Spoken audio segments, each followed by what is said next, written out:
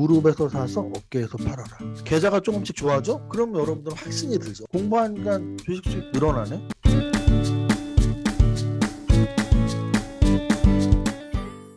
안녕하세요. 이정윤 세무사입니다. 오늘 수업은 아시다시피 지난주 수업이 가격 분석의 절반이었잖아요. 가격 분석에서 1장부터 4장까지. 그래서 오늘 5장부터 8장까지 수업을 하고 바로 진도 나가겠습니다. 5장.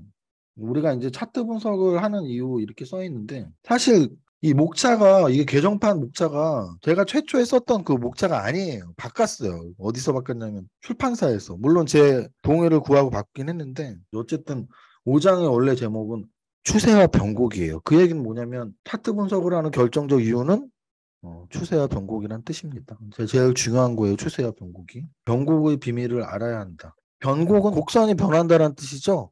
위로 올라가는 곡선이 변해서 아래로 내려가고, 아래로 내려가던 곡선이 변해서 위로 올라가고, 그 올라가는 지점을 점으로 표현한다면 변곡점이 우리가 매수 포인트, 매도 포인트가 되겠죠. 막 하락을 하다가 상승으로 턴했을 때의 변곡점, 또는 막 상승을 하다가 하락으로 턴했을 때의 변곡점이 바로 우리가 매수를 하거나 매도를 해야 되는 타이밍이죠. 그래서 사실은 매수 매도 타이밍을 잡기 위해서는 차트는 반드시 알아야 돼요.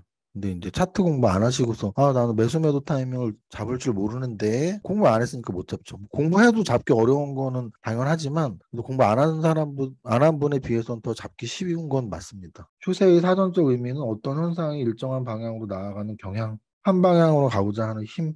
그럼 한 방향으로 가고자 하는 힘, 추세의 힘이 진짜로 존재한다면 우리는 올라가는 종목을 사면 더 올라가는 힘이 있을 거 아니에요. 뭐 예를 들면 이런 거죠. 원래 이제 뭐 제가 야구를 잘 안 봤어. 기억이 가물가물한데, 예전에는 이제 뭐 1, 2, 3, 4위가 3, 4위가 하고, 또 그걸 이긴 사람이 2위가 하고, 또 그거 이기면 또 1위 하고 하잖아요. 근데 아마 통계를 내면 정규리그 1위 팀이 코리안 시리즈 우승한 확률이 아마 압도적으로 많을 거예요. 그 왜 그러냐면 그게 추세거든요. 여러 번 이겼으니까 끝까지 이기겠지. 좋은 팀이니까. 그런 얘기를 하는 거예요. 4등이 우승까지 갈 확률은 굉장히 낮겠죠. 왜? 정규리그 4등 정도 했던 팀인데 3등도 꺾고 2등도 꺾고 1등도 꺾어도 실력이 아니었던 얘기죠. 그래서 주식의 추세가 뭐 그런 겁니다. 잘하는 팀이 계속 잘했고, 못하는 팀이 계속 못하는. 그래서 올라가는 좋은 종목이 계속 올라가고, 떨어지는 안 좋은 종목이 계속 떨어지는, 그런 걸 추세라고 생각하시면 돼요. 그래서 보면은 277페이지에 상승 추세, 하락 추세, 비추세가 있죠. 도표로 만든 그 선으로 만든 그걸 보면서, 그럼 추세에 따른 투자 전략은 너무 쉽죠. 왜? 상승 추세는 어떻게 하면 돼요? 사놓고 갖고 있으면 되죠. 하락 추세는 안 갖고 있으면 되죠. 비추세는 매매를 안 하든지, 또는 매매를 할 거면 저점에서 사서 고점에서 팔고, 저점에서 사서 고점에서 팔고. 근데 이게 제가 농담처럼 말해도 실제 지나고 나면 그 전략이 가장 좋은 전략이었던 거예요. 무슨 말이냐면 박근혜 정부 때를 우리가 이제 뭐, 저는 정치적인 얘기 절대 하지 않습니다. 뭐 과거 어떤 대통령이 좋았고 나빴고 하지 않고 그냥 지수만 얘기해요. 전 지수로만. 그럼 박근혜 전 대통령 때의 지수는 그냥 박스피였어요. 박스피. 오르지 않는. 그래서 그 시기의 투자 전략은 아주 간단했습니다. 10,000원짜리가 8,000원 되면은 사서 뭐 한 12,000원 올라가면 팔고, 뭐 이렇게 한 1, 2년 동안 3, 40%의 손익을 목적으로 하는, 뭐 급등주도 별로 없었고, 그렇다고 막 급나가지도 않고, 안 좋은 종목은 관리 종목 들어갔다 상장 폐지되고, 좋은 종목 진짜 2,000 종목 중에 한 10개, 20개 남짓은 뭐 1, 2년 3, 4배 오르고, 웬만한 종목들은 방금 말씀드렸지만 10,000원을 중심으로 한 8, 9,000원 갔다가 11,000원, 12,000원 왔다가, 그러면 그 5년 동안의 매매 전략은 가장 좋은 건 뭐였겠어요? 싸게 사서 비싸게 파는 거였습니다. 저점 매수, 고점 매도. 근데 주식이 늘 비추세만 있는 게 아니죠. 상승 추세가 있죠. 지나고 나면. 언제였어요? 예를 들어서 코로나 2022년 발병했을 때 3월부터 그 다음에 8월까지 1년 6개월 동안. 1년 6개월 동안에 가장 큰 수익을 낸 가장 좋은 매매 전략은 뭐였다고요? 그냥 사서 가만히 있는 사람. 그것도 좋은 종목. 좋은 종목을 사서 가만히 있는 분들은 지수가 그 동시기에 한 1,500에서 3,500 정도 갔단 말이죠. 그럼 그 동시기에 지수가 한 2,500 올랐었는데요. 좋은 종목은 3배, 4배, 5배, 10배에도 나왔던 시기죠. 하락 추세의 가장 좋은 전략은 뭐라고요? 안 갖고 있는 거. 지나고 나면 알겠지만 우리는 알고 있죠. 지금 지났으니까. 언제였죠? 작년 여름부터 지금까지. 그래서 작년 여름부터 지금까지 가장 좋은 전략은 안 갖고 있는 거야. 근데 제가 지금 계속 전제 조건을 달죠. 지나고 나면. 안 지났을 때 몰라요. 안 지났을 때 알면 우리는 다 100억 부자가 아니고 100조 부자가 돼 있습니다. 농담 아니고 진짜로. 왜? 아니 변곡점을 그렇게 정확히 알면 코로나 저점 3월이 바닥이었고 작년 여름 7월이 고점이었고 또 이제 언젠가 바닥을 칠 텐데 예를 들어 9월 말 지나고 나면 알겠지만 만약에 9월 말이 진짜 바닥이라면 지금 몰빵을 쳤어야 되죠. 지나고 나면 후회될 정도의 시기일 수도 있는데 제 말은 그건 아무도 모른다는 얘기예요. 알면 100조 부자 돼. 왜 100조 부자냐면 선물 옵션은 하루에 2배, 3배 진짜 우습게 움직이거든요. 매일 2, 3배씩 움직여요. 매일. 그 옵션을 내가 만약에 변곡을 잘 잡는다? 그럼 매일 2배를 낼 수 있지. 그럼 제가 뭐라 그랬어요? 10번만 내면 1000배라며. 오늘 1억이 있는 사람이 열흘만 지나면 1000억이 된다고. 그 1000억에서 또 열흘만 지나면 100조가 된다고. 그러면 딱 20일 걸리잖아. 거짓말 아니고 진짜로. 변곡을 정확히 알면 20일이면 100조를 벌 수 있다고요. 무슨 뜻이에요? 모른다고 변곡. 세상에서 변곡을 안다고 하는 사람은 100% 사기꾼이라고 보시면 돼요. 왜? 변곡을 알면 옵션 시장에서 100조도 보는데 옵션 시장 규모가 그렇게 엄청 커요. 엄청 크고 선물 옵션은 우리나라만 할 수 있는 게 아니죠. 우리나라만 할 수 있는 게 아니에요. 전 세계 선물 옵션 다 할 수 있고 해외 상품까지 다 해버리면은 충분히 100조를 굴릴 수 있단 말이에요. 그래서 변곡은 50 플러스 알파만 알아도 돼. 51%, 52%만 알아도 미친 듯이 돈 벌 수 있어요. 물론 100조까지는 벌 수는 없지만 100억, 200억은 벌 수 있다고. 그래서 변곡의 비밀을 깨우치려고 공부하는 게 바로 차트입니다. 차트 공부는 딱 하나예요. 변곡의 비밀을 파헤쳐라. 추세는 기본이지. 추세는 비밀도 없는데. 추세는 그냥 차트 우리 S&P 200 한 2, 30 정도 하면서 역배열 하면서 삼성 SDI 괜찮네. LG에너지 괜찮네 했던 애들이 지금 이번 주 들어서 하루에 2, 3%씩 계속 오르잖아. 그래서 역배열과 정배열은 공부 안 해도 안다. 근데 변곡은 공부를 엄청 해도 모른다. 근데 그 모르는데 1%, 2%라도 확률을 높이기 위해서 공부하는 거고 실제 변곡을 맞출 확률을 1%, 2%만 높여도 죽을 때까지 돈 버는데 지장 없다. 자, 그다음 이 중에서 상승 추세의 종목을 매수해야 수익이 날 확률이 높다. 요건 이제 제가 방금 말씀드린 상승 추세에 대한 이야기예요. 자, 그다음 278페이지에 그러면 우리가 공부를 안 해도 코스피 200을 보면 이게 상승 추세인지 아닌지 알 수 있어. 근데 상승 추세 중에서도 신뢰도라 그러는데 신뢰도가 좀 더 강한 게 있고 약한 게 있을 거 아니야. 그 신뢰도의 강약을 어디에서 따질 수 있냐면 이평선의 기울기가 커질수록 추세의 힘이 크다. 무슨 말이냐면 각도가 클수록 올라가는 각도가 클수록 추세의 힘이 굉장히 큰 거죠. 그러면 올라가는 각도가 가장 빠르고 강한 건 뭐예요? 상한가. 이런 거를 창의적으로만 생각할 줄 알아야 돼. 제가 젊었을 때 상한가 매매 기법으로 돈 벌었다고 했잖아요. 그 논리는 간단해요. 그 논리는 뭐냐? 하루 상한가 친 게 더 올라가고 싶은데 못 올라간 게 상한가잖아. 그럼 가장 강한 추세란 얘기야. 하루 상한가 친 게. 그러면 걔는 그 추세가 살아있다면 내일도 오를 거 아니야. 그럼 어떻게 하면 돼? 나는 상한가 종목을 갖고 있어야지. 왜? 내일은 무조건 갭상승할 테니까. 그럼 상한가 종목을 어떻게 갖고 있어요? 장중에 상한가 들어가는 거 따라잡으면 되지. 어떤 게 풀리고 어떻게 굳히는지 어떻게 알아요? 그게 이제 상한가 매매 기법의 핵심이에요. 어떤 게 상한가를 말아붙이고 물량이 안 터지냐. 어떤 건 세력들이 상한가 말았다고 물량을 터뜨리느냐. 요거만 잘 구별할 줄 알면 지금은 안 되는데 왜냐하면 지금은 하루에 상한가가 너무 조금이야. 근데 제가 활동했던 한참 날아다녔던 그 시기에는 하루에 상한가가 50개 100개씩 있었단 말이에요. 그리고 50개 100개의 상한가 중에 진짜 상한가를 찾아내는 눈만 있다면 상한가 들어갈 때 사. 그럼 어떻게 돼요? 다음 날도 상한가야. 그 다음 날도 상한가야. 일주일에 2배 먹고 나온단 말이에요. 호랑이 담배 피던 시절에 그랬어. 근데 중요한 건 호랑이 담배 피던 시절에 모두가 그걸 돈 벌었냐 그렇게. 그렇지 않았다라고. 이런 생각을 한 사람이 모두 다는 아니라고. 그래서 결국은 상한가에 아무 생각 없이 따라간 사람은 믿음이 없겠지. 근데 이런 논리. 나는 추세 매매자야. 그러면 추세의 신뢰도가 가장 높은 건 기울기가 강한 거. 가장 강한 추세는 상한가. 그럼 상한가 종목 사면 되겠네? 이런 생각들을 할 줄 알아야 돼. 그럼 요즘으로 치면 제가 탑 30을 하는 이유죠. 하루에 수천 개의 재료들, 공시, 리포트, 경제뉴스 그 수천 개의 재료들 중에 뭐가 좋은 재료인지 우리는 모르잖아. 24시간이 모자른다고. 모든 정보를 보려면 24시간이 모자라요. 그럼 우리는 어떤 정보를 봐야 돼요? 나한테 중요한 정보. 나한테 중요한 정보 뭔데? 여러분들 주식 투자 왜 해? 돈 벌려고 하잖아. 어떻게 해야지 돈 벌어? 주가가 올라가야지. 그럼 나한테 중요한 정보는 뭐라고? 주가가 올라가는 정보. 그 주가가 올라가는 정보를 어떻게 찾아요? 20% 올라간 종목의 정보를 찾는 거지. 그게 상승률 탑 30을 공부하는 논리예요. 강한 추세의 종목이 추세가 가장 신뢰도가 높은데 강한 추세의 종목은 상승률이 높은 종목이지. 그 아래 이제 차트 공부로 또 볼 수 있는 게 지지 횟수가 많을수록 신뢰도가 높대. 그건 뭐냐면 하방 경직이라고 우리가 보통 말하잖아요. 그 지지선이 있는데 지지선을 안 깨면 잘 버텨주면 추세의 신뢰도가 높아지는 거예요.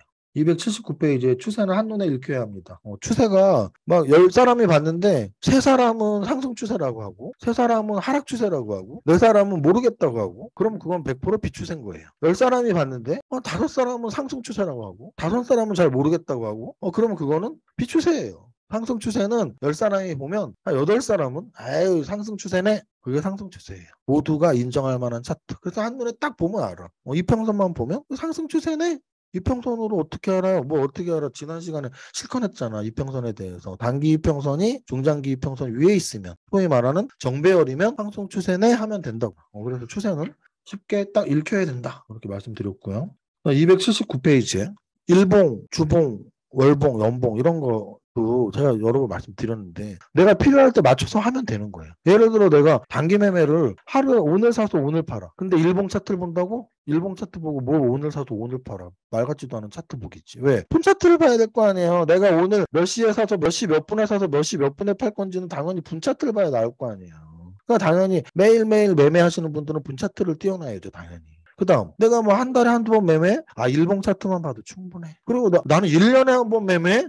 그러면 좀 길게 한 주봉이나 월봉까지 봐야지 좋죠. 그거예요. 나의 매매 텀에 따라서 내가 보는 차트의 이평선이 일봉을 볼 건지 주봉을 볼 건지가 달라지는 거란 말이에요. 마찬가지로 제가 재료 매매할 때도 그 말 있잖아요. 우리 상속률 탑30을 몽당연필님이 매일 올리는데 1년에 가장 많이 올려야 되는 날이 있어. 언제냐면 마지막 날이죠. 저처럼 주식을 기본으로 하는 직장인 분들은 납페일이라는 게 있는 거 아시죠? 그래서 12월 30일은 주식시장이 안 열립니다. 올해는 마지막 날이 이제 30일이니까. 그러면 몽당연필님이 올리는 탑30을 12월 29일 날은 몇 개냐면 일간 탑30, 주간 탑30, 월간 탑30, 분기 탑30, 하반기 탑30, 2022년 연간 탑30 6개가 올라간다고. 6개. 여러분들이 몽당연필님보다 돈 더 많이 벌 수 있겠냐고. 하루에 탑30을 6개를 올린다고 그 양반이. 그걸 보지도 않잖아. 그게 안 된다고. 그럼 보라고. 어쨌든 12월 29일 날은 6개가 올라가. 그러면 제가 늘 말씀드리지만 그게 효용 가치가 다 다른 거라고. 내가 매매를 1년에 한 번 해? 그러면 연간 탑30이 얼마나 중요한데. 1년 동안 어떤 흐름이었냐를 읽는 거야. 반기 탑30은 6개월에 한 번씩 어떻게 흐름이 바뀌었냐를 읽는 거고 주간 탑30은 일주일에 한 번씩 어떻게 흐름이 바뀌었는지 일간 탑30은 매일매일 어떻게 바뀌고 있는지 그래서 매일 매매하는 사람들이 제일 중요하게 생각하는 게 제가 유튜브에서 하는 거예요. 매일매일 하는 사람들이 매매 종목 뽑을 때 무조건 그 메뉴 2개를 본다고. 그 메뉴 2가지는 바로 상승률 상이랑 거래대금 상이. 무조건이에요. 무조건. 여러분들이 머릿속에 어느 시점에 어떤 게 주도줄 수 있는지 싹 기억이 나야 돼요. 안 나잖아. 예를 들어 이런 거야. 작년 연말쯤 게임주 블록체인 위메이드 중심으로 이렇게 날아갔었어. 기억 다 나요. 왜? 걔네가 막 5배씩 올라갔었는데. 그 전에 여름쯤에는 메타버스랑 AI 쪽에 올라갔었어. 다 기억난다고. 왜? 내가 거기서 2배씩 먹고 나오고 했으니까. 당연한 거 아니에요? 당연히 기억이 나야지. 근데 그런 흐름을 모른다는 얘기는 그냥 평생 삼성전자만 갖고 있었겠지. 그러니까 어느 시기에 뭐가 올랐었는지 관심도 없는 거지. 관심도. 그래서 작년 연말에 게임주가 이렇게 올라갔었지. 코로나 시작했을 땐 신풍제약하고 시장이 주도주로 코로나 관련주들이 막 급등을 했었다. 그리고 그때 김정은하고 뭐 이렇게 했을 때 한 3, 4년 전에는 뭐 싱가포르에서도 만나고 어디서 만나고 해갖고 대북 관련주가 뭐 철도 관련주다 뭐다 해갖고 3배, 5배씩 올랐어. 그때 내가 뭘 했었고 그리고 코로나 저점에서 쭉 올라갈 때 카카오가 진짜 많이 올랐지. 7배가 올랐어. 이런 거를 기억하고 있어야죠. 내가 거기 7배 올라갈 땐 3배는 먹고 나왔지. 이런 걸 기억하고 있어야 되는데 그냥 그 종목을 막 일대기를 알고 있어요. 일대기를 알고 있다는 얘기는 안 판다는 얘기잖아. 여러분들이 은행에 있는 돈을 매일매일 쳐다보지 않잖아. 은행 계좌 보면서 오늘 1,000만 원 그대로 있네. 다음날 또 은행 계좌 보면서 오늘도 1,000만 원 그대로 있네. 이제부터 딱 50원, 1,050원, 1,050원 막. 이자가 얼마나 붙겠어요. 1,000만 원 넣어놓으면. 그잖아. 그렇게 안 보잖아. 1,000만 원에 대한 이자도 안 보고 1,000만 원이 그대로 있는지 안 보잖아. 근데 삼성전자의 주가는 왜 보냐고. 어차피 안 팔 거다. 파는 사람은 봐야 돼. 파는 사람은 언제 매도 타이밍을 잡을지를 봐야 되는데 2년 동안 팔지도 않고 주가 외우고 있잖아요. 몇 월 며칠 날 얼마였는데 내가 그때 팔까 말까 고민하다가 안 팔아갖고 쭉 미끄러져갖고 지금 5만 원까지 왔다가 이제 겨우 5만 8천 원에 오고 그렇게 주식하면은 시간 낭비다. 시간 낭비. 결론은 추세도 단기 추세가 있고 상승 추세가 있어요. 그러면 단기 추세, 단기 매매하는 사람들은 단기 추세를 보면 되고 중장기 1년, 2년 갖고 있는 사람은 중장기 추세를 보는 거예요. 장기 추세를. 다 케이스 바이 케이스야. 주식은 공식화 시킬 수가 없어. 상황에 따라서, 사람에 따라서. 주식에 따라서 다 답이 달라져요. 그래서 이런 매매, 구체적인 매매에 대해서는 공식화시킬 수 없기 때문에 여러분들이 공식화시킨다는 개념보다 주식에 대한 철학, 주식 투자는 일순간 손해를 보더라도 계속 버티면은 이익이 나는 동네야. 무조건 해야 돼. 그런 철학을 갖는 게 굉장히 중요하고 매매 기법들은 케이스 바이 케이스라서 정답을 추구할 수 없는 동네다. 열린 마음으로 이런 경우에 이렇게 해야지 이런 경우에 이렇게 해야지 그걸 좀 이렇게 계속 적응을 해야 되는데 그게 좀 부족한 것 같아. 보통 아마추어들 보면 그다음 추세를 구분하는 세 가지.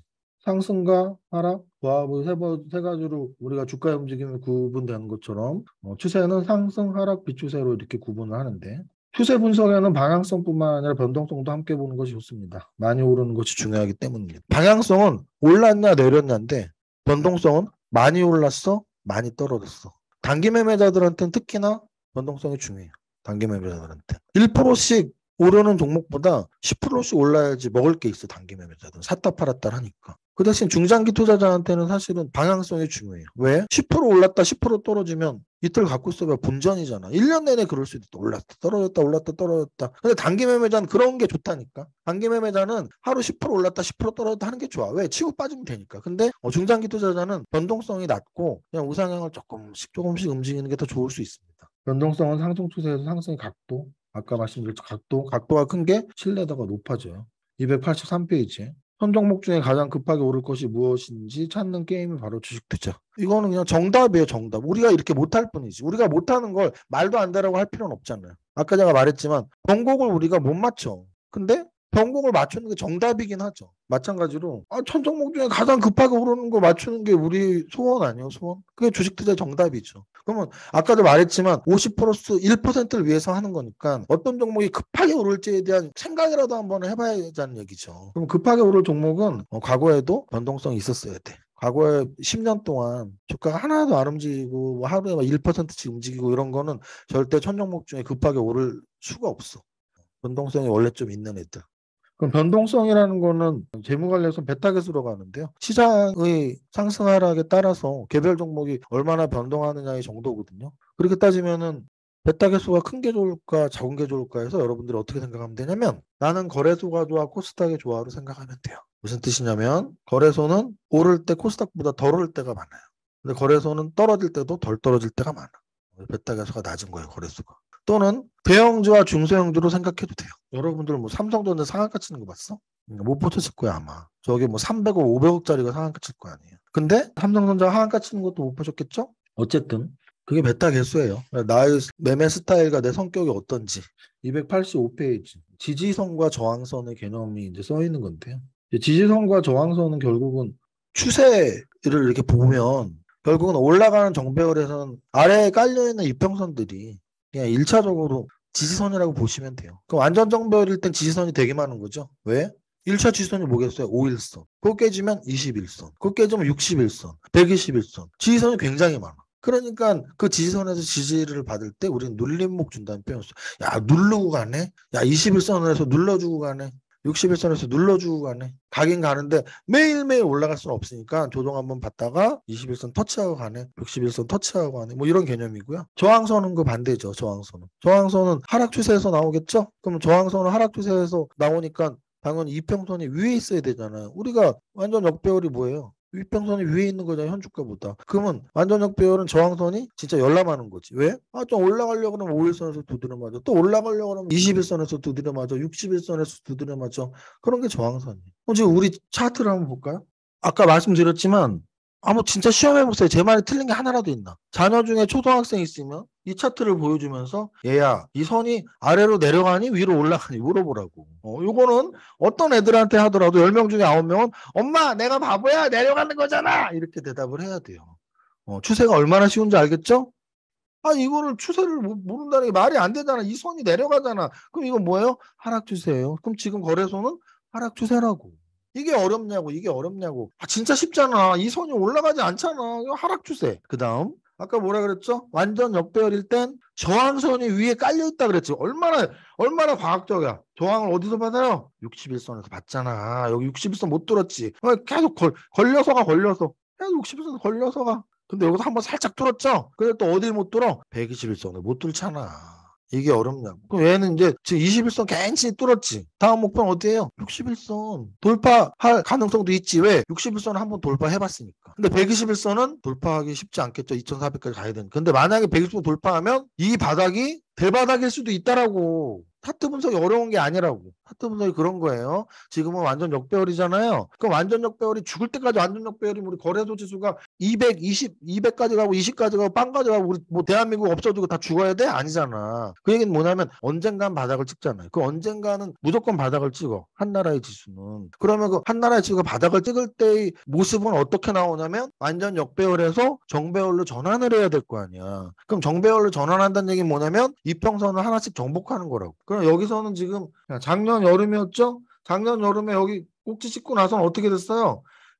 120선 근처도 못 갔다고 지금. 근처도. 단 한 번도 120선을 못 갔어. 작년 여름 이후로. 그죠? 61선은 이때 61선 강하게 못 돌파했지. 여기서도 못 돌파했지. 여기서 딱 걸렸지. 이런 뭐라고? 저항선. 근데 여기서 8월 달에 희망이 보였던 거지. 무슨 희망? 61선 처음 뚫었다고. 이런 게 차트 공부라고. 그러면은 우리가 10번 치고 안 넘어가는 나무 없다 뭐 이런 거 생각하면 돼요. 그래서 이평선을 일단 한번 돌파를 했다고. 그러니까 여기 벽이 약간 허물어졌어 지금. 근데 이번에 만약에 또 61선 돌파를 한다? 그러면 61선 두 번이나 돌파하는 거야.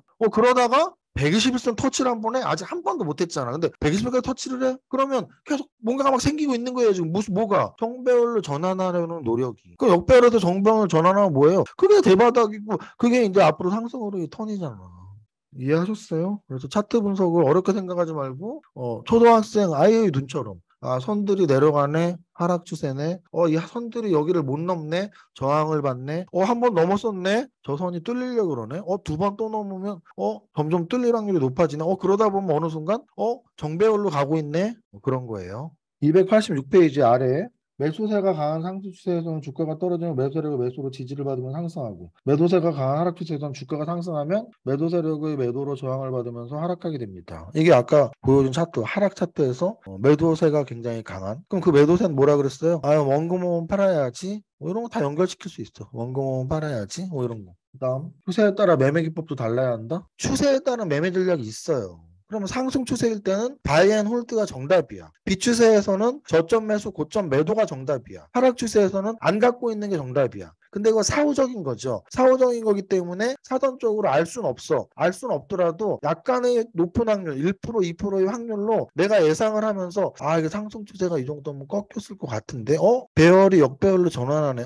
전고점을 당장 돌파하기 힘들 것 같은데 그럼 하락 추세 전환한 거잖아. 그럼 그때부터는 바이앤홀드 전략이 아니고 안 갖고 있는 게 좋은 건데 난 아직도 갖고 있죠. 그러면 물량을 조금씩 줄이면서 현금 비중이 높아져야지. 그러다가 영원히 내려갈 것 같았는데 그 저항선들 근처도 못 갔던 121선까지 간다고? 이제 좀 장이 좋아졌네. 하락 추세가 끝났나? 라는 의심을 품어보면서 장을 지켜보고 이게 탑다운이고요. 그럼 탑다운이 별로라고 생각하면 버텀업을 하면 되는데 그럼 버텀업을 하는 분들은 제가 분명히 말하지만 그걸 버리시면 돼요.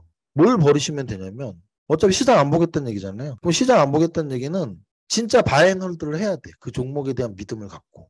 탑다운이 아닌 버텀업을 하시면 10,000원짜리가 한 7,000원까지도 믿음이 있어. 뭐 30%는 이겨낼 수 있어. 이렇게 믿음이 있다고. 근데 그게 10,000원이 5,000원, 3,000원 됐을 때 그 믿음이 정말 크게 흔들리거든. 흔들리다가 어떻게 돼요? 정말 채바닥에 팔 수 있다고. 그럼 탑다운 해갖고 10,000원에서 7,000원에 판 거보다 못하다 나는 3,000원에 파는 거.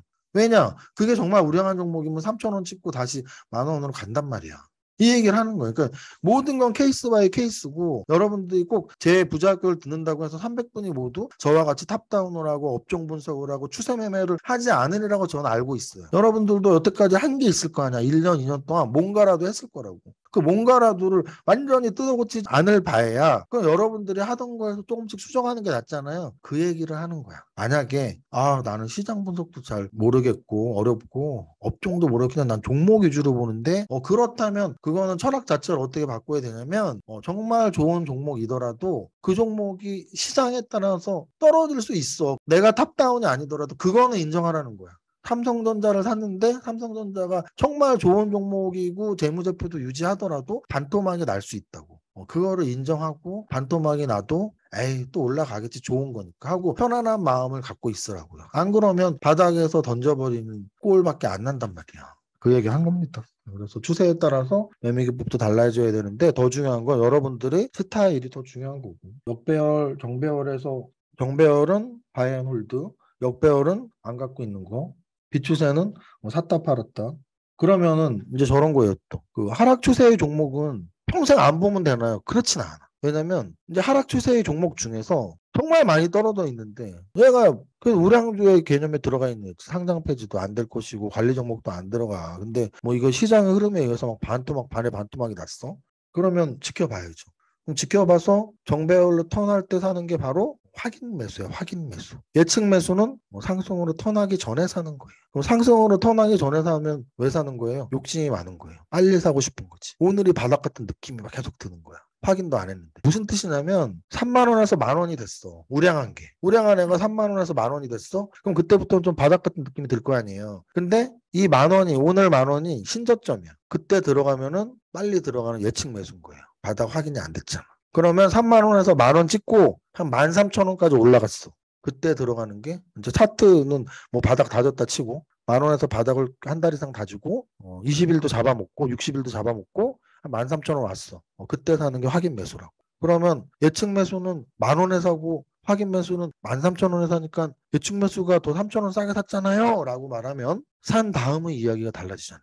만 원의 바닥을 다지고 13,000원이 된 애는 다시 만 원을 안 갈 확률이 높아. 근데 오늘이 신저점이 만 원인 애는 바닥을 아직 안 닫혔기 때문에 9,000원, 8,000원, 7,000원까지 내려갈 확률이 있어. 그러면 3만 원에서 만 원 되는 나 예측 매수를 한 사람이야. 그러면 예측 매수할 때 작심을 해야지. 뭐를 작심을 해? 나 예측 매수한 벌로 만약에 얘가 더 떨어지면 손절매 해야지. 왜냐면 그러다가 상장 폐지되는 경우가 있단 말이에요. 아무리 우량한 애도 3분의 1 이상 나버리면 4분의 1, 5분의 1 나면 뭔가가 있는 거야. 뭔가가 안 좋은 게. 바닥이 확인되거나 사면 그런 위험이 있다. 6장은 과거를 알아야 현대도 보인다고 써 있는데 이거는 패턴 얘기, 패턴 분석. 패턴에는 인간의 심리가 녹아 있대요. 지수는 아무리 위험해도 버티면 다시 가요. 버티면 다시 간다고. 지수는 아무리 위험해도 버티면 다시 가는데 종목들은 선거점을 못 돌파하는 애 당연히 있지. 그래서 기업이 비전 있는 애들을 사야 돼요. 이렇게 패턴에는 인간의 심리가 녹아 있어요. 지금 제가 보여준 심리가 뭐예요? 금융위기 내내 1년 내내 버티다 마지막 폭락이 2008년 10월에 나왔고 그 폭락에 개인 투자자들이 거의 대다수는 던졌다고. 던져요. 왜? 1억이 7천 될 때까지만 해도 에이 뭐 버티면 돼. 5천 될 때까지만 해도 에이 뭐 이제 반토막 한 3천 되면 아 이거라도 건져야 되는구나. 다 쓰레기 되겠구나라는 생각이 번뜩 든다고. 그때가 바로 전 국민이 투매하는 시점이에요. 또 이거 이렇게 말하더라고. 그러면 아직은 2022년은 투매가 없었던 거 아니에요? 투매가 나왔던 건 제가 지금 보여드렸죠. 글로벌 금융위기 또는 IMF 2008년 10월 또는 1998년 10월. 지금 시기가 그런 시기는 아니라고 저는 보는 거죠. 지금 무슨 우리나라가 금을 모으는 것도 아니고 미국의 금융기관이 망한 것도 아니고 저는 지금 시기가 그런 시기가 아니라고 생각하는 거예요. 그 다음 295페이지. 패턴 분석을 통해 가장 알아내고 싶은 것은 추세가 지속될지 변곡점을 찍고 반전할지. 그래서 아까 말씀드린 변곡의 미스테리를 100% 풀어낼 수는 없지만 자기 자신만의 변곡점 예상하는 루틴 이런 걸 만들어 놓는 게 좋죠. 왜? 그래야지 내가 갖고 있는 종목을 매수 매도 판단을 하니까. 정답은 아니지만 나만의 기준은 좀 있는 게 좋아요. 그래야지 내가 갖고 있는 게 꺾인 것 같아. 아, 변곡점이 지났네. 그 당시에선 모르지만 그래도 한 남들보다 빨리 인지할 수 있는 정도의 루틴이 있는 게 좋죠. 그 루틴조차 없으면 손절매도 못하고 아무것도 못하고 그냥 평생 갖고 있어야 되고 그 루틴이라도 알고 예측을 하는 방법을 안다면 그래도 만 원에 사서 7천 원에 팔 수 있는 힘은 생기죠. 왜? 꺾였으니까. 또는 바닥에서 들어갈 때도 마찬가지죠. 변곡점을 예측하는 루틴이 있다면 적어도 완전 역배열에서 이거 다시 들어가겠다. 뭐 이런 루틴은 있어야죠. 297페이지에 매수 타이밍을 알 수 있는 네 가지 패턴. 상승 변곡점, 즉 하락 추세에서 상승 변곡점. 여기가 매수 타이밍이잖아. 그걸 알 수 있는 패턴이 있대. 297페이지에 삼중 바닥. 바닥에 3개 있다는 뜻이에요. 그러면 바닥에 3개가 있을 때 이게 진짜 바닥의 신뢰도가 높으려면 왼쪽 바닥 있고 오른쪽 바닥 있잖아요. 오른쪽 바닥이 왼쪽 바닥보다 살짝 더 높으면 좋아. 그러면 쓰리바닥일 때 우리가 또 어디서 살 수 있어요? 완전 대바닥에서 못 사. 지나고 나야 아는 거야. 이게 바로 아까 말했던 확인 매수야. 바닥을 한번 찍었는데 그 바닥이 진 바닥이 아니야. 우리가 진 바닥 가바닥이라는 표현도 써요. 바닥을 한번 찍었어. 진 바닥이 아니야? 한 번 더 빠져. 요번에 진짜 바닥 같은데 근데 그 다음에 다시 진짜 바닥 깨려 가다가 안 깨고 올라갔어. 그게 쓰리 바닥이고 그러면 바닥을 찍었을 확률이 높네라고 판단하는 거라고. 이런 걸 아느냐 모르냐는 되게 다른 거라고. 그러면 신뢰도가 왜 높아졌어요? 아까 배운 거 있잖아. 지지선의 개수가 많을수록. 지지선이 2개잖아, 바닥이. 지지를 2번 한 거야. 대바닥에서 한 번 하고 오른쪽 바닥에서 한 번 하고. 원래 왼쪽 바닥에서도 한 번 했는데 대바닥에서 그 왼쪽 바닥을 못 지켰잖아. 그래서 아쉬웠지만 다시 진바닥이 생겼는데 왼쪽 바닥은 가바닥이었죠. 가짜 바닥. 근데 진짜 바닥이 생겼는데 그 다음에는 진짜 바닥 안 깼잖아. 그럼 바닥 찍었는데 이런 확률이 높아지는 거라는 거죠. 298페이지 이중 바닥 써 있죠. 바닥이 2개란 얘기예요. 바닥. 그럼 이게 사실 쓰리 바닥하고 비슷한 거야. 왜? 진바닥 가바닥이거든. 사실 쓰리 바닥도 쌍바닥이랑 비슷한 거야. 왜? 진짜 바닥 하나 있고 그 다음 바닥이 진짜 바닥을 안 깬 거야. 그게 중요한 거예요. 그래서 진짜 바닥이 형성되려면 진짜 바닥 이후에 한 번도 그 진짜 바닥을 안 깨야 돼. 그 2022년이 지금 얼마나 힘들었어. 왜? 계속 진짜 바닥을 계속 깨고 내려갔잖아. 그 다음 299페이지는 원형 바닥. 이렇게 원처럼 바닥이 생겼어. 원형 바닥. 그다음에 V자형 바닥. V자형 바닥은 코로나 바닥이 V자형 바닥이었어. 코로나 바닥. 왜냐면 코로나 때 진짜 급하게 올라갔고. 왜 그랬냐면 이게 V자형 바닥이 언제 자주 나오냐면 경제 외적인 변수에 의해서 발생했을 때예요. 얼마나 공포스러운 코로나가 나왔어. 그러니까 막 사람들이 근데 우리 다 끝났어. 우리는 다 병 걸려 죽어 막 하면서 다 막 주식 던지죠. 근데 뭐 우린 돌아다니면 안 되고 마스크 껴야 되고 뭐 식당도 못 가고 해서 이제 우린 공장도 폐쇄되고 막 그래갖고 이제 우린 다 죽었구나 하니까 1,400까지 밀렸는데 갑자기 전 세계적으로 다 제로 금리로 간대. 그냥 돈을 막 풀겠다는 거죠. 그러니까 경제 외적인 걸 경제로 이겨버리는 거죠. 그러니까 이제 V장으로 가버리는 거야. 전쟁 공포 이런 것도 마찬가지. 우리나라 같은 경우는 특히 북한에서 막 대포 쏘고 미사일 쏘고 이럴 때가 많이 있었죠. 갑자기 급락할 때가 있어요. 근데 그 급락한 게 금방 원위치 될 때가 또 많이 있어요. 그런 거를 좀 여러분들이 기억하시면 돼요. 왜 갑자기 급락을 하지? 경제 외적인 거. 갑자기 회복을 안 해? 경제 외적인 거니까. 그래서 저는 러시아 전쟁이 빨리 끝났으면 좋겠어. 모두가 그렇겠지만. 러시아 전쟁은 진짜 나쁜 거예요. 왜냐면 경제 외적인 사건인데 경제에 많은 영향을 미치고 있어. 에너지 가격이나 곡물 가격 같은 경제에 영향을 많이 미치고 있기 때문에 좀 러시아 전쟁이 끝나는 건 주식시장에 저는 굉장히 큰 호재라고 봅니다. 그다음 300페이지 매도 타이밍 알 수 있는 거 자 그냥 방금 전에 배운 거 정확히 대깔고만이라고 보면 돼요. 300번 삼중천정 삼봉이라고 해요. 삼봉. 301페이지에 이중천정 이건 뭐예요? 쌍봉. 아까 제가 쌍바닥이라 그랬잖아. 쌍바닥 쌍봉. 그냥 정확히 반대예요. 반대로 그림 그리면 돼. 쌍바닥에서 전저점을 안 깨는 바닥 전저점까지 가지 않는 바닥 나오면 그게 쌍바닥이라고 했잖아. 그럼 쌍봉도 마찬가지야. 쌍봉도 고점 찍고 다시 한번 고점으로 가다가 고점을 뚫으면 또 신고가 친 거잖아. 쌍봉이 아니지. 근데 전고점을 못 뚫으면 그게 쌍봉인 거예요. 신고가를 못 뚫고 전고점을 못 뚫으면. 똑같아요. 302페이지에 원형 천장. 그다음에 역V자형 천장. 역V자형 천장은 지수 차트에서는 거의 안 나오고 어디서 나올 것 같아요? 역V자형 천장. 작전주에서. 제가 여태까지 기억했던 정말 20년 동안 거래하고 지켜봤던 모든 종목 중에 최고의 역V자형 패턴은 루보 저런 거예요. 우리가 막 야, 옛날에 왕년에 너 가수 조용필 알아? 뭐 이런 거랑 똑같아. 가수 조용필 알아? 뭐 우리나라 최고의 가수였잖아요. 최고의 작전주 루보가 제 기억에 10배 이상 올랐던 것 같고 작전 걸린 거 적발되고도 정확히 원점으로 그냥 연속하한가 거의 10방 나왔던 것 같은데 거래 하나도 안 되고 진짜 거래 없는 하한가가 그렇게 나온 거 전 처음 봤거든요. 정말 거래 없이 하한가가 갔었어. 303페이지 성공 확률을 높인 추세 지속성. 추세 지속성하고 상승 추세 지속성, 하락 추세 지속성은 사실은 볼 필요는 없어. 왜냐면은 아까 말했지만 이평선으로 봐도 충분해. 이평선으로 보고 정배열인지 역배열인지 지지를 받는지 저항을 받는지 정도가 사실 신뢰도가 되게 높아요. 7장 매수자와 매도자의 의견이 충돌할 때. 매수자와 매도자의 의견이 충돌할 때가 무슨 말이냐면 그래야지 거래가 터진다는 얘기예요. 여러분들 보세요. 중고거래 해보신 적 있으세요? 저는 솔직히 한 번도 없거든요. 뭐 연예인 프로그램에서도 뭐 그런 거 뭐 이용하는 게 나올 정도면 연예인도 이용할 정도면 사실 굉장히 활성화됐나 봐요. 뭐 중고나라 당근마켓. 그러면 보세요. 예를 들어 내가 이 책을 팔고 싶어. 책 이렇게 못 썼어. 근데 이거 책 2만 원 주고 샀는데 5천 원에 팔고 싶어. 이거를 중고나라에 5천 원에 올렸을 거 아니에요.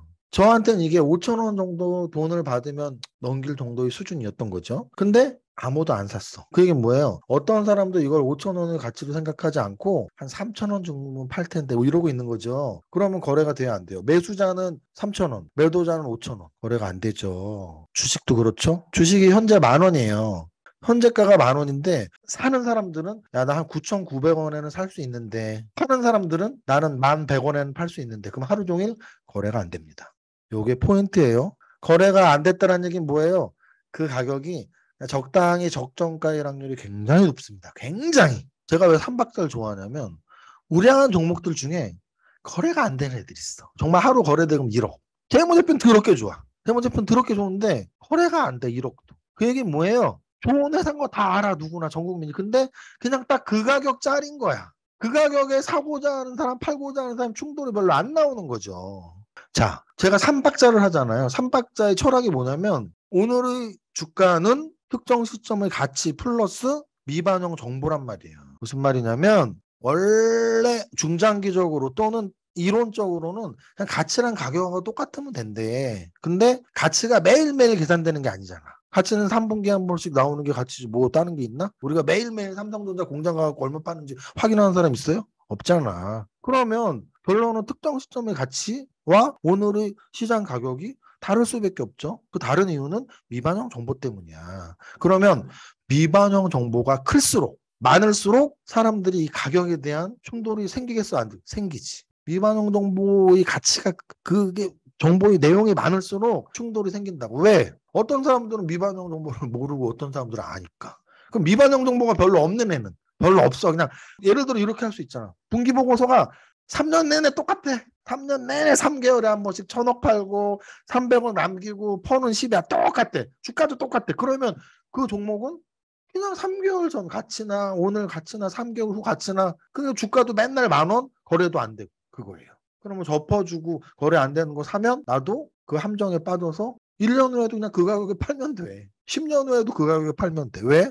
충돌이 별로 없는 종목이니까. 그래서 거래가 없다는 얘기는 회사가 나쁘다는 얘기가 아니고 미반영된 정보, 재료 가치가 별로 없고 시장에서 별로 인기가 없다는 얘기야. 309페이지 위에 주식시장에서 거래량은 주식이 거래된 양을 뜻합니다. 주가는 속여도 거래량은 못 속인다는 주식 경험이 있습니다. 정말 그럴까요? 309페이지 수요 공급의 법칙에 따라 수요와 공급이 만나는 점에서 주가 거래량 결정. 이건 현재가 창만 봐도 알죠? 현재가 창으로 제가 이거 설명 여러 번 드렸을 거예요. 현재가가 10,000원인데 매수호가에 9,900원, 9,800원, 9,700원 쭉 10호가가 있고 매도호가에 1,100원, 1,200원, 1,300원 쫙 매도호가 10호가가 있어. 그러면 매수호가가 바로 수요. 내가 살게, 돈 주고 살게. 매도가 공급, 내가 이 주식 팔게. 그게 만나는 점이 균형점이 바로 현재가.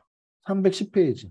하루의 거래량도 중요하지만 장중 단기 매매 시에는 이게 단기 매매 애들은 요거 많이 봐요. 단기 매매 하시는 분들은 이거 보시면 좋은데 시간대별 체결에 체결 강도라는 게 있어요. 강도. 체결 강도가 100을 기준으로 시장가 매수로 저 매수 애들이 따먹는 게 있단 말이야. 현재가보다 높게 따먹는 시장가 매수나 지정가더라도 현재가보다 높게 따먹는 애들 꽤 많으면 매수 강도가 150, 200으로 올라가고 만약에 반대로 매도하는 애들이 현재가 아래에 있는 애들한테 시장가로 매도를 하거나 지정가지만 현재가 아래 애들 매수 막 받쳐놓은 애들한테 두드려 때려버리면은 매도 체결 강도가 낮아져요. 그래서 100에서 80, 70, 60으로 내려가. 그러면 단기 매매할 때 뭐가 좋은 거예요? 체결 강도가 올라가는 게 좋은 거지. 100, 150, 200. 그러면 뭔가 세력들이 막 들어서 돈을 막 따먹고 있는 거야. 나도 거기 동참해야지. 이해했어요? 단기 매매는 센 놈에 붙는 거야. 센 놈에.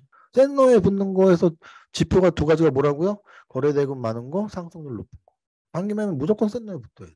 311페이지에. 거래량과 거래대금 중에 어느 것이 중요할까요? 제 생각엔 거래대금 더 중요합니다. 유튜브 보신 여러분들은 다 아시겠죠? 제가 거래량을 분석하지 않고 거래대금으로 종목을 보는 이유가 그거예요. 거래량은 1,000원짜리가 1,000만 주 거래되면 뭐 할 건데? 1,000원짜리가 1,000만 주 거래되는 것보다 10만 원짜리가 20만 주 거래되는 게 거래대금이 더 큰데? 그럼 거래대금 보면 삼성전자가 제일 위에 있잖아요. 삼성전자랑 LG에너지솔루션 같은 거 말고 거래대금이 원래 별로 없는 즉 시가총액이 원래 별로 안 높은 애들이 갑자기 올라오는 거 이런 애들이 다음날 단기 매매의 고려 대상 또는 당일날 포착됐으면 당일날 단기 매매의 고려 대상이라고. 거래가 털었다는 얘기는 제가 아까 말씀드렸지만 뭔가 충돌이 생겼잖아. 충돌이 생겼는데 위쪽으로 올라간다는 얘기는 매수 애들이 센 거야. 나도 거기 달라붙더라고. 그게 단기 매매 핵심이야. 그다음 312페이지 거래량의 특징 4가지. 첫 번째, 일반적으로 거래량이 늘면 주가가 상승하고 거래량이 줄면 주가가 하락합니다. 이거는 당연한 거예요. 왜? 거래량이 늘어야지 주가가 상승해. 거래량은 주가의 약간 선행 지표야. 약간 선행. 이 충돌이라는 게 물론 떨어지면서 충돌이 있을 수도 있지만 오히려 사람들이 관심이 없을 때 아까 뭐라 그랬죠? 관심 없고 하면 거래량이 없다니까. 관심이 없으면 거래량이 없어? 그럼 그 미술 가격이 올라가겠어? 아무도 관심이 없는데 올라갈 리가 없잖아요. 거래량이 없다는 얘기는 관심이 없고 주가가 올라갈 리가 없어. 사람들이 많으면 거래가 활발해지고 주가가 올라가는 거야. 그래서 그렇게 외우면 돼. 사람들이 관심이 많아지니까 거래도 늘어나고 주가가 올라간다. 사람들이 관심이 없으면 거래가 아예 발생하지도 않고 주가가 내려간다. 이렇게 보시면 돼. 두 번째, 주가가 고공권에서 거래량이 감소하면 변곡점에 가까울 확률이 높다. 거래량이 주가가 막 올라가는 게 아까 뭐라 그랬어요? 거래량이 터지면서 올라갔다 그랬죠? 근데 거래량이 죽는데 이제 더 이상 사람들이 안 살 거란 얘기야. 안 산다. 사람들 안 사면 어떻게 된다고요? 관심이 없어지면 거래가 줄어들면서 주가가 내려간다니까. 세 번째, 주가가 바닥권에서 거래가 증가하면 변곡점에 가까운 확률이 높다. 요것도 그러니까 지금 첫 번째를 확실히 이해하면 두 번째, 세 번째는 똑같은 말이죠. 결론은 거래량이 늘어나는 게 좋다는 얘기예요. 4번, 최고점과 최저점 사이에서 대량 거래가 발생하는 변곡점을 발생하는 확률이 높다. 아까 말한 거예요. 그래서 이거는 무슨 말이냐면 상승을 하다가 거래량이 줄면은 이렇게 하락할 확률이 높다 그랬잖아요. 근데 거기서 최고점에서는 그냥 거래량이 죽는 게 아니고 최고점에서 거래가 한번 터져. 그러고 나서 거래가 죽으면서 죽는. 그래서 제가 유튜브에서 맨날 말했죠. 제가 제일 싫어하는 봉 패턴. 음선에 그것도 장대 음선 대량 거래. 제가 제일 싫어하는 패턴. 저는 급등주를 많이 갖고 있었단 말이에요. 저는 2배, 3배짜리를 뭐 부지기수로 갖고 있었겠죠. 그러면 저는 제가 갖고 있던 종목이 2배, 3배 올라가다가 딱 장대음봉의 대량 거래 터지면 숨도 안 쉬고 팝니다. 화장실 제자리에서 쌀어난 있더라도 팔고 왔었어. 왜? 대량 거래 음선이 나오면 그 종목은 저는 사망 선고 받았다고 판단을 하거든요. 근데 100%냐? 아닙니다. 그래서 정답이 없다는 얘기야. 100%가 아니야. 그럼 몇 프로가 될까요? 제가 장담하는데 70% 이상. 그럼 10번 중에 7번이니까 당연히 숨도 안 쉬고 팔아야 되는 거 아니에요? 제가 뭐라 그랬어요? 50 플러스 알파. 그 알파가 1, 2%만 돼도 우리는 무조건 믿고 따라야 돼. 1, 2%만 돼도. 근데 장대음봉의 대량 거래는 절대 50% 수준이 아니고요. 70% 수준이야. 무조건 팔고 나와야 돼. 무조건. 최근에 신라젠, 호롱 티슈전 다 보면 돼. 제가 유튜브에서 어제도 호롱 티슈전 얘기했고 지난번 신라젠 때도 얘기했어요. 그런 거 보시면 돼. 다음, 과거의 거래량이 현재의 주가에 영향을 줄 때. 제가 지난번에 확률에 대한 이야기할 때 동전을 앞뒤로 하는 거는 독립적 사건이라고 그랬고 반대로 구슬을 보자기에서 뽑는 건 종속적 사건이라고 그랬잖아요. 다시 구슬을 안 집어넣으면. 마찬가지로 과거 거래량이 현재 주가에 미치니 미쳐. 왜? 여러분들이 마음속에 그게 있잖아. 내가 매수한 거 본전 오면 판 다음에 당연히 과거의 거래량이 미치지. 그걸 우리는 매물벽이라 그래. 벽. 그 매물벽을 뚫는다라는 표현을 써요. 그래서 과거에 물린 사람들이 그 매물벽을 뚫어야지 얘가 날아가. 매물벽에 걸리는 경우가 되게 많아요. 그게 왜 그래? 본전 오면 팔아야지. 그래서 차트에는 뭐가 있다고? 여러분들이 심리가 있다고. 다 연결된 거예요. 매물벽이 대표적으로 여러분들이 심리, 본전 심리가 들어가 있는 거예요. 그래서 제일 좋은 차트가 뭐라고요? 신고가 차트. 왜? 신고가는 물린 사람이 없잖아. 이런 모든 게 다 연결돼 있어. 거래량을 이용한 실전 매매 전략. 주가 이평선과 함께 거래량 이평선을 보는 습관을 들여야 한다. 그럼 주가 이평선이 뭐 정배열이 있고 최근 주가가 높은 게 좋은 것처럼 거래량도 그럼 마찬가지로 보면 돼요. 그냥 원데이터만 알면 다 그냥 뭐 이평선 볼 필요도 없어. 원데이터에서 뭘 보면 돼요. 그 차트 밑에 이렇게 막대 그래프로 있잖아요. 막대 그래프로 거래량이 표시가 돼 있죠. 그 거래량이 느는 게 좋은 거라고. 왜? 오늘의 거래량이 어제보다 늘었잖아. 우린 지금 거래량이 느는 게 좋다니까.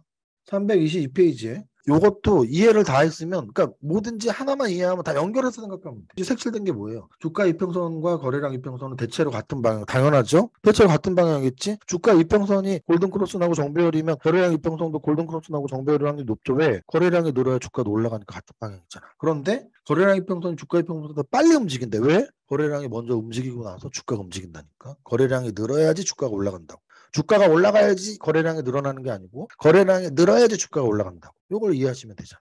이제 8장 슈퍼개미가 추천하는 네가의 차트 오늘 6번까지 수업 들으신 분들은 7회 8회 꼭 들으세요. 고기도 먹어본 사람이 먹어요. 여러분들이 굉장히 뿌듯함이 생길 거예요. 계좌가 조금씩 좋아져? 그럼 여러분들은 확신이 들지. 어떻게? 공부하니까 주식 수익 늘어나네? 그럼 그다음부터는 하라고 안 해도 맨날 할걸? 먹어봐야 돼 일단. 공부 열심히 해서 수익률이 늘어나는 걸 확인해 봐야 돼. 그다음 제가 좋아하는 차트 말할게요. 최고가를 돌파하면서 그래서 최고가를 돌파하면서 신고가를 갱신하는 차트 첫 번째 유형은 제가 완전히 좋아하는 거, 제일 좋아하는 게 뭐냐면 완전 정배열 상태에서 직전 최고가를 돌파하면서 신고가 갱신 차트. 최근에 포스코 케미컬이 이 차트예요, 지금. 직전 고점 다 돌파하고 완전 정배열에서 전고점 하나도 없는 신고가 차트. 그럼 이건 왜 좋다고요?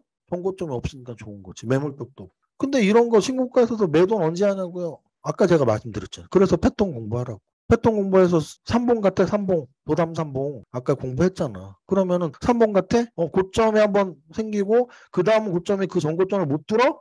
이거 아닌 것 같은데? 꼭지 찍었나 본데? 그러면서 언제 물량을 줄일지를 생각을 하라고요. 이게 어렵냐고. 삼봉은 어떻게 알아요? 전에 알 수 있나요? 몰라. 지나야지 알아. 그래서 하는 말이 맨날 뭐예요? 주식 속담 있다 그랬잖아. 주식 속담이 뭐가 있어? 다 들은 말 있죠? 무릎에서 사서 어깨에서 팔아라. 그게 차트의 내용이에요. 그럼 차트의 내용을 우리가 어떻게 해석하면 돼요? 무릎은 쓰리바닥. 제가 어려운 말로 쓰리바닥이라고 했잖아. 왼쪽 바닥이 있고 대바닥이 있고 오른쪽 바닥이 있잖아. 그죠? 가운데 바닥이 뭐예요? 발바닥이야. 발바닥. 우리 신체에서 가운데 바닥이 발바닥이야. 그럼 발바닥에서 사면 좋지. 근데 우리는 뭐라고? 발바닥을 모른다고. 발바닥을 알면 100조 벌 수 있다 그랬죠? 옵션 시장에서 20일 만에. 1억으로 열흘 만에 1000억, 열흘 만에 100조. 그런 사람 없죠? 그럼 우린 발바닥은 못 잡는다고. 그러면 지나서 잡는 거야. 그럼 어떻게 지나가고? 삼중 바닥을 보라고. 그래서 전저점을 안 깨면 얘가 바닥이구나 하고 들어가는 거야. 그게 무릎이야. 그러면 떨어지는 무릎이겠어요? 발바닥 짚고 올라가는 무릎이겠어? 올라가는 무릎이지. 그래서 지나고 나서라는 표현을 쓰고 확인 매수라는 표현을 쓰는 거예요. 매수 타이밍이 언제라고요? 바닥 짚고 그 다음 바닥이 전저점을 안 깼을 때. 그때 매수하면 돼. 그 다음 매도 타이밍은 언제라고요? 어깨에 팔을 하며 아까 뭐라 그랬죠? 쓰리 천정이 아니고 삼봉이라고 삼봉. 자, 봉이 세 개인데 가운데 봉이 제일 높죠. 가운데 봉이 뭐예요? 머리잖아, 머리. 머리면 왼쪽 어깨는 뭐예요? 올라가는 어깨잖아. 올라가는 어깨에서 팔면 예측 매도야. 안 돼. 우리는 뼈까지 발라먹어야 돼. 그럼 올라가는 매도는 10,000원에서 20,000원일 수도 있는데 우리 10만원까지 가는 걸 팔 수는 없잖아. 언제까지 할지 모른다고. 그러면 일단 왼쪽 어깨에서 파는 건 말이 안 돼. 머리에서 팔 수 있어? 우리 못 팔아. 머리에서 팔면 20일 만에 100조 번다니까. 그러면 머리를 찍고 나서 떨어지다가 다시 고점으로 가는데 전고점을 돌파 못해. 이거 도담삼봉이구나 하고 팔면 된다고. 이해하셨어요? 신고가 언제 판다고? 삼봉 찍을 때. 삼봉이 뭐라고? 다시 한번 고점 돌파하려다가 돌파 못하는 거. 329페이지에 두 번째 좋아하는 차트는 완전 정배열에서 우상향하다가 이평선에서 눌림목 조정을 받는 차트.